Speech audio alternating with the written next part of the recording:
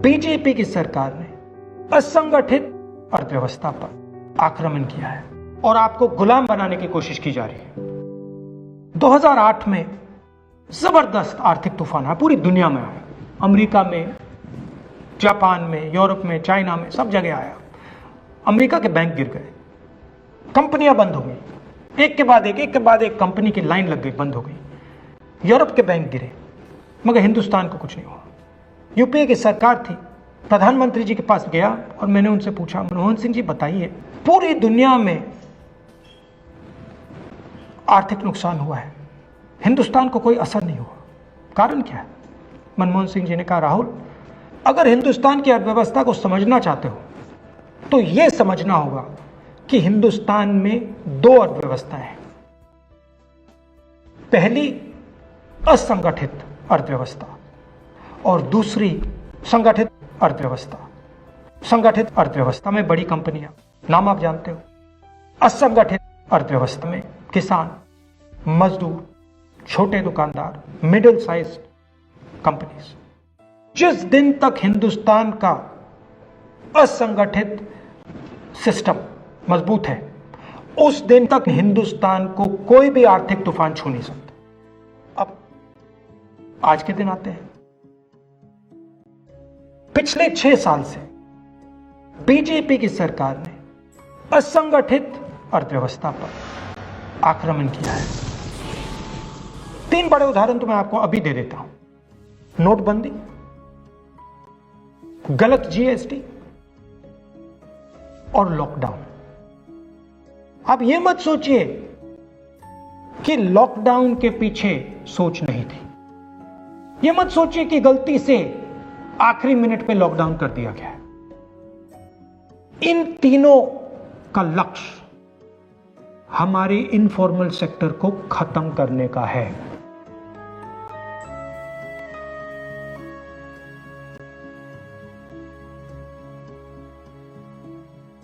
प्रधानमंत्री जी को अगर सरकार चलानी है, मीडिया की जरूरत है, मार्केटिंग की जरूरत है।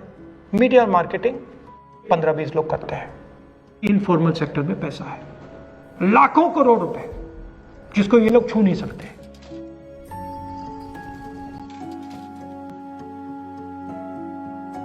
इसको ये लोग तोड़ना चाहते हैं, पैसा लेना चाहते हैं। इसका नतीजा आएगा। नतीजा यह होगा कि हिंदुस्तान रोजगार पैदा नहीं कर पाएगा। क्यों?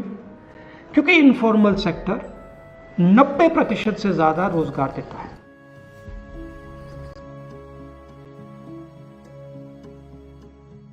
जिस दिन इनफॉर्मल सेक्टर खत्म हो गया, नष्ट हो गया, उस दिन हिंदुस्तान रोजगार पैदा नहीं कर पाएगा।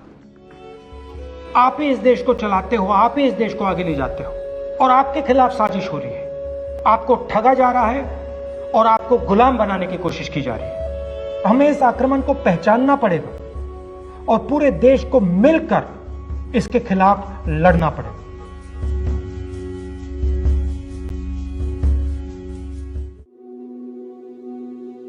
नोटबंदी हिंदुस्तान के गरीब, किसान, मजदूर और छोटे दुकानदार पर आक्रमण था। नोटबंदी हिंदुस्तान की असंगठित अर्थव्यवस्था पर आक्रमण था। 8 नवंबर 8 बजे 2016 प्रधानमंत्री जी ने नोटबंदी का निर्णय लिया। 500 रुपए, 1000 रुपए का नोट रद्दी कर दिया। पूरा हिंदुस्तान बैंक के सामने जाके खड़ा हुआ। आपने अपना पैसा, अपनी आमदनी बैंक के अंदर डाली। पहला सवाल, काला धन मिटा? नहीं। दूसरा सवाल, हिंदुस्तान की गरीब जनता को नोटबंदी से क्या फायदा मिला? जवाब, कुछ नहीं।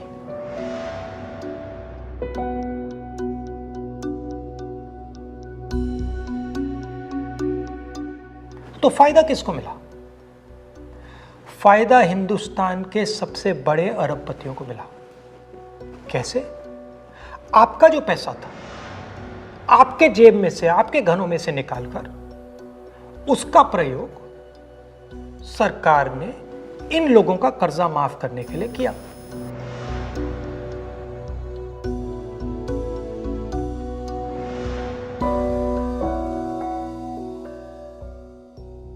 मगर वो सिर्फ एक लक्ष्य था, दूसरा लक्ष्य भी था छुपा हुआ, जमीन साफ करने का। जो हमारा इनफॉर्मल सेक्टर है, असंगठित अर्थव्यवस्था का सेक्टर है, वो कैश पे चलता है। छोटा दुकानदार हो, किसान हो, मजदूर हो, वो कैश से काम करता है। नोटबंदी का दूसरा लक्ष्य, जो जमीन साफ करने का लक्ष्य, असंगठित अर्थव्यवस्था के सिस्टम से नगद कैश को निकालने का।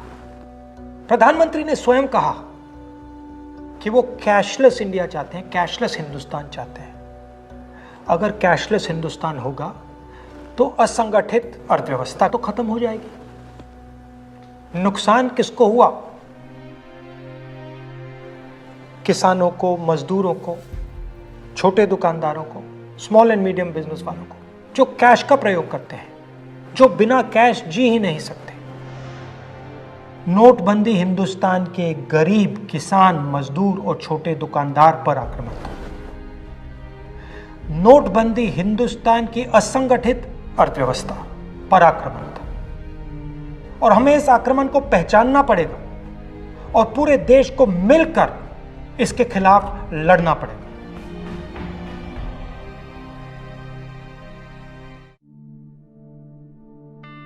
असंगठित अर्थव्यवस्था पर दूसरा बड़ा आक्रमण जीएसटी। जीएसटी यूपीए का आइडिया था। एक टैक्स, कम से कम टैक्स, साधारण सरल टैक्स।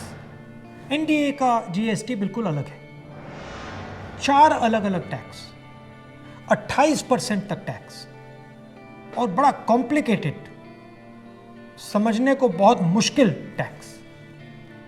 जो स्मॉल एंड मीडियम बिजनेसेस हैं वो इस टैक्स को भर ही नहीं सकते, और जो बड़ी कंपनियां इसको आसानी से भर सकती हैं वो 5, 10, 15 अकाउंटेंट्स लगा सकते हैं। ये 4 अलग अलग रेट क्यों हैं? ये 4 अलग अलग रेट इसलिए हैं क्योंकि सरकार चाहती है कि जिसकी पहुंच हो वो जीएसटी को आसानी से बदल पाए, और जिसकी पहुंच ना हो वो जीएसटी के बारे में कुछ ना कर पाए। पहुंच किसकी है? हिंदुस्तान के सबसे बड़े 15-20 उद्योगपतियों की पहुंच है। तो जो भी टैक्स का कानून वो बदलना चाहते हैं वो इस जीएसटी रेजिम में आसानी से बदल सकते हैं। और एनडीए की जीएसटी का नतीजा क्या है कि आज हिंदुस्तान की सरकार स्टेट्स को जीएसटी का पैसा ही नहीं दे पा रही है। प्रदेश एम्प्लॉइज को, टीचर्स को पैसा नहीं दे पा रहे।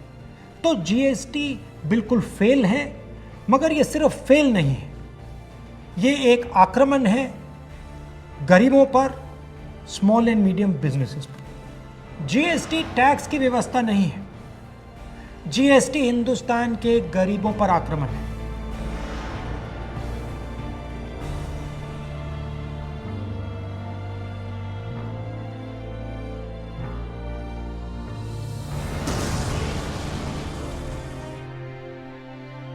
छोटे दुकानदारों पर, स्मॉल एंड मीडियम बिजनेस वालों पर, किसानों और मजदूरों पर आक्रमण है। हमें इस आक्रमण को पहचानना पड़ेगा और मिलकर एक साथ इसके खिलाफ हम सबको खड़ा होना पड़ेगा।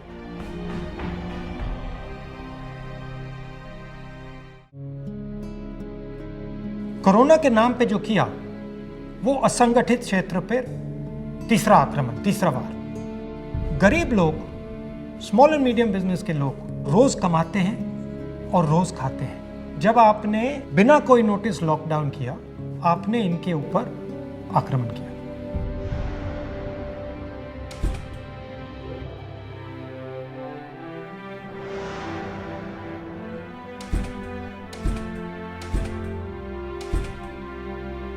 प्रधानमंत्री जी ने कहा कि 21 दिन की लड़ाई होगी। असंगठित क्षेत्र की रीढ़ की हड्डी 21 दिन में ही टूट गई।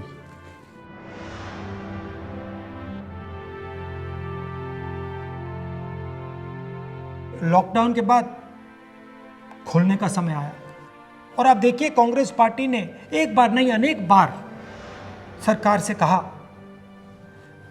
गरीबों की मदद करनी ही पड़ेगी, न्याय योजना जैसी एक योजना लागू करनी पड़ेगी, बैंक अकाउंट में सीधा पैसा डालना पड़ेगा। नहीं किया। हमने कहा कि स्मॉल एंड मीडियम बिजनेसेस के लिए आप एक पैकेज तैयार कीजिए, उनको बचाने की जरूरत है, बिना इस पैसे के ये नहीं बचेंगे। सरकार ने कुछ नहीं किया। उल्टा सरकार ने सबसे अमीर 15-20 लोगों का लाखों करोड़ रुपए टैक्स माफ किया। लॉकडाउन कोरोना पर आक्रमण नहीं था, लॉकडाउन हिंदुस्तान के गरीबों पर आक्रमण था, हमारे युवाओं के भविष्य पर आक्रमण था। लॉकडाउन मजदूर, किसान और छोटे व्यापारियों पर आक्रमण था, हमारी असंगठित अर्थव्यवस्था पर आक्रमण था। हमें इस बात को समझना होगा, इस आक्रमण के खिलाफ हम सबको खड़ा होना होगा।